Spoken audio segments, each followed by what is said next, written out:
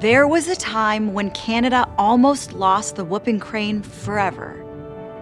But this is a good news story because today, those birds still have a home in Canada and their population is growing.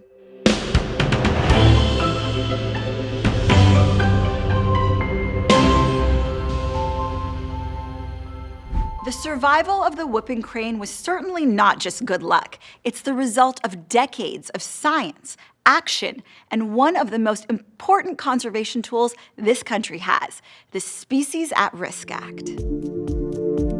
Hundreds of species in Canada face threats, from the swift fox of the prairies to wood bison in the north and the little brown bat pretty well all over. And in addition to birds and mammals, there are fish, plants, and insects.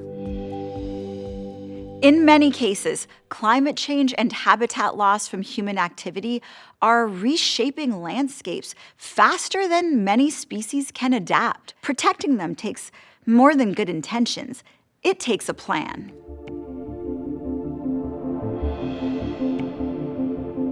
The Species at Risk Act is a law in Canada that governs how we manage or treat and conserve species that are at risk of disappearing. One species that has benefited from the Species at Risk Act here in this province is the Newfoundland population of the American marten.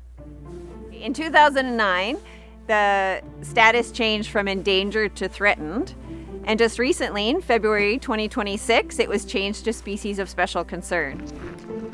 So what that means is they still need some conservation action and monitoring, but they're moving in the right direction, and the risk of them disappearing is decreasing. In Canada, species are first assessed by the Committee on the Status of Endangered Wildlife in Canada. It's an independent group of scientists and Indigenous knowledge holders who determine how at risk a species truly is. When a species is listed under the Species at Risk Act, it triggers federal recovery planning. And so it brings together everything we know about the species, the threats leading to its decline, and what's needed to help its recovery or survival. For threatened or endangered species, it means that a recovery strategy and action plan must be put in place. Provinces, territories, Indigenous governments, the federal government, industry, and environmental organizations, as well as citizens, all play a role because conservation needs teamwork.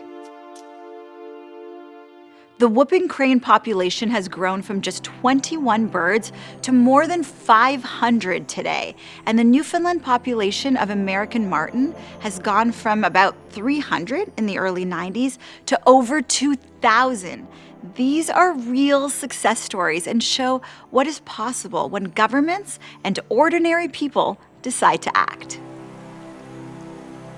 When a species declines or disappears, it's not just about that one mammal or bird or insect. It's an indication that the whole ecosystem is in trouble. And when ecosystems are in trouble or species disappear, it's not just about that one ecosystem. It affects humans as well, culturally, economically, and environmentally. It really takes all levels of government and community and everybody who's doing anything on the landscape to contribute to recovery for species at risk. There are simple yet important things you can do to help species at risk and become a part of the conservation story. Things like growing native plants in your gardens and avoiding pesticides, learning about species at risk in your region, and supporting local conservation efforts. Because we all benefit when nature is protected and kept healthy.